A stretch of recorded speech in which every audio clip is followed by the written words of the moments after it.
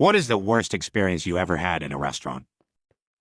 A friend of mine and I used to go to a local Greek diner called the Amphoras. It's closed now, but in their heyday, they were able to open up a second location. That location was special. The first diner was kind of a dark, cavernous place with a bakery next door.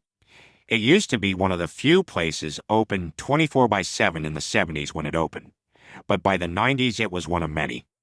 The wait staff was always a mix. I don't know what their hiring process was, but they were either incredibly good waiters or really, really bad. Late night, you'd sometimes get people who were insane. They all wore uniforms, a kind of upscale suit, which was even stranger.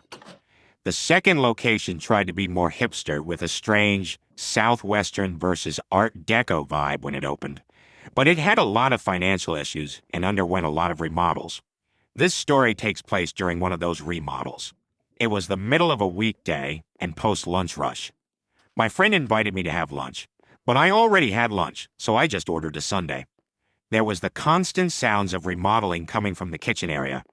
As I scooped into my sundae, I felt something very hard in my mouth. I spit it out and saw a silver curl of a metal shaving. I looked in the sundae and saw a few more. I called the waiter over and said, "Hey, there are metal shavings in my sundae." But instead of, "Oh my gosh, sir, how awful," or even a sympathetic vibe, the waiter looked at me like, "Okay. Well, may I have a sundae without metal shavings in it? You want a free sundae, huh? That what you want, wise guy? You think you can come here and..." And the rest of it switched to a language I didn't understand.